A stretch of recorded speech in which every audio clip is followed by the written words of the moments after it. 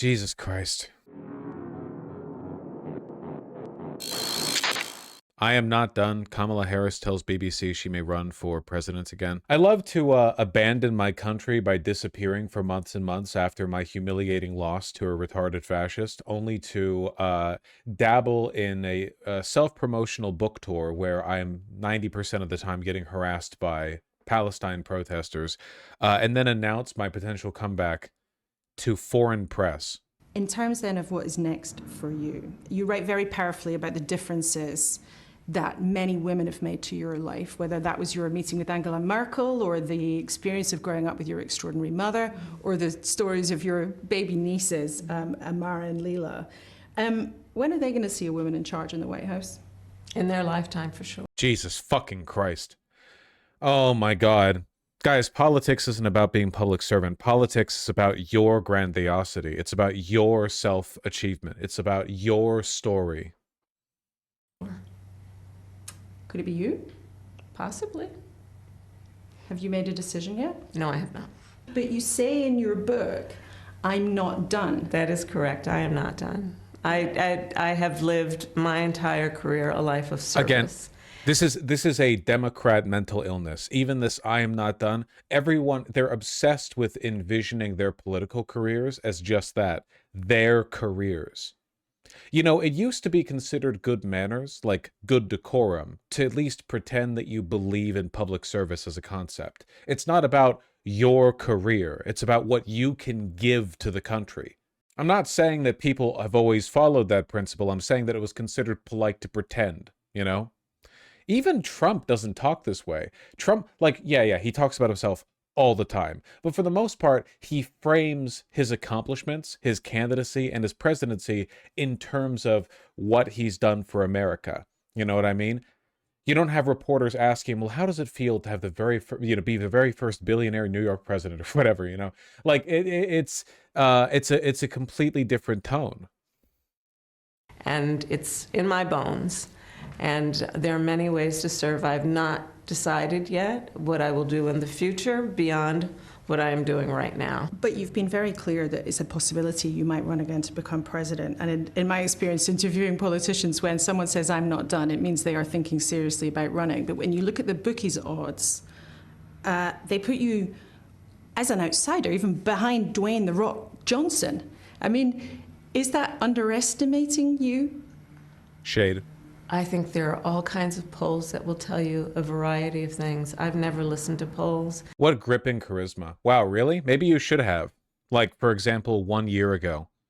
And this is why Mamdani can go on a podcast and look normal. See, this interviewer just pitched, hey, people think you're less likely to win than Dwayne "The Rock" Johnson. How does that make you feel? Kamala Harris didn't engage with it at all. Because she's a fucking robot. Because she's a lizard person. Trump could have engaged with that. Trump would have been like, Dwayne's a great guy. He's got big muscles, bigger than me, they say. But I think these people, they have no idea. They have no idea what they're talking about. He could at least engage with it, you know? But she can't. She has no, like, bleep bloop does not compute. It's nothing. Just nothing going on up here. It is an insult to me and to all of us that she is even allowed to act as a rep for the Democratic Party. If I listened to polls, I would have not run for my first office or my... She's Hillary but black. I cannot tell you enough how much more intelligent Hillary Clinton is than Kamala Harris by like a massive gulf. It's like the Pelosi-Jeffries problem, you know? Second office. And I certainly wouldn't be sitting here in this interview. Like, does no one else see how insane it is that she can't even engage with a pitch like that? I don't listen to polls. Freak smile. Crazy freak smile. She's not a person. She's not human. How do the Democrats create a whole class of people with no personality?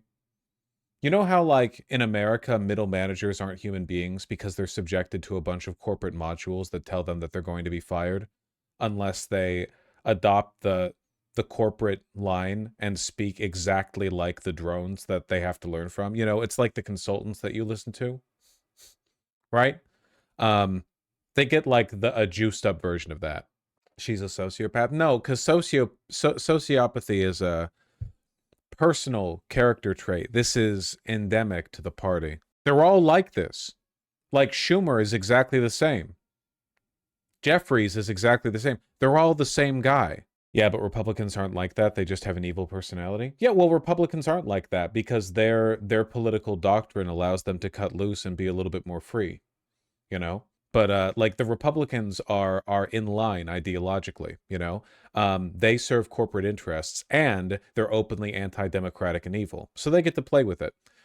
Democrats are nominally pro-democratic but still serve corporate interests. So there's a disconnect that prevents them from being authentic, you know?